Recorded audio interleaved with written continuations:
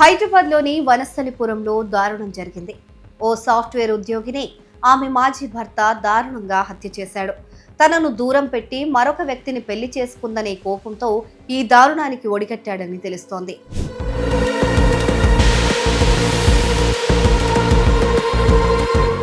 వనస్థలిపురంలోని green city కాలనీలో ఓ అపార్ట్మెంట్లో నివాసం ఉంటున్న సునీతకు గతంలో మహేష్ అనే వ్యక్తితో వివాహమైంది. ప్రేమ వివాహం చేసుకున్న వీరిద్దరి మధ్య పెళ్లైన కొన్ని రోజులకే మనస్పర్ధలు వచ్చినట్లు తెలుస్తోంది.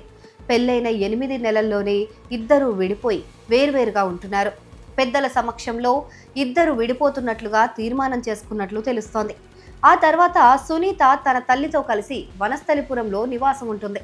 కొన్ని రోజుల కిందట ఆమె మరో వ్యక్తిని పెళ్లి చేసుకుంది.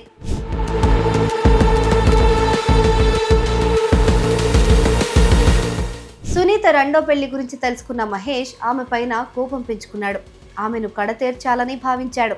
కత్తులు, కట్టర్, పెట్రోల్ డబ్బా తీసుకొని నేరుగా ఆమె ఇంటికి వచ్చాడు. కాలింగ్ బెల్ కొట్టగానే సునీత తలుపు తెరవడంతో నిందితుడు ఆమె పైన దాడి చేసి కత్తితో విచక్షణారహితంగా పొడి చేసినట్లు భావిస్తున్నారు. సునీత పెద్దగా అరవటంతో చుట్టుపక్కల ఇళ్లలో ఉంటున్న వారు పరిగెత్తుకొచ్చారు.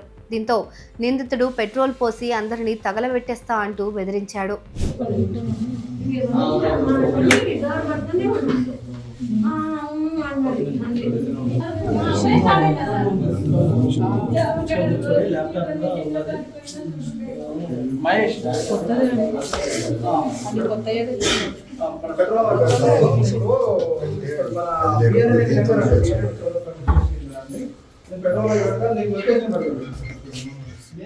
సునీత పైన నిందితుడు దాడి చేసిన సమయంలో ఆమె తల్లి దుస్తులు ఆరేసేందుకు టెర్రస్ పైకి వెళ్లారు. సునీత అరుపులు విని ఆమె పరిగెత్తుకొచ్చారు. సునీత రక్తపు మడుగులో పడి అక్కడికక్కడే ప్రాణాలు విడిచారు. ఫిబ్రవరి 18న మధ్యాహ్నం 12 గంటల సమయంలో ఈ ఘటన జరిగింది.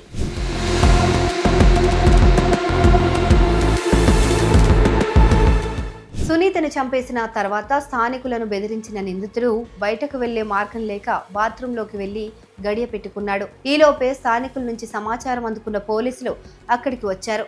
బాత్రూం తలుపులు బద్దలు కొట్టి నిందితుడిని అదుపులోకి తీసుకున్నారు.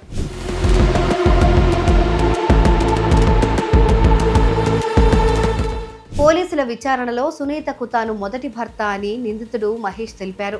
ఆమె రెండో వివాహం చేసుకోవడం వల్లే కోపం పెంచుకుని ఈ దారుణానికి ఒడిగట్టినట్లు పోలీసులు ప్రాథమికంగా భావిస్తున్నారు. ఘటనపైన కేసు నమోదు చేసుకుని దర్యాప్తు చేస్తున్నారు.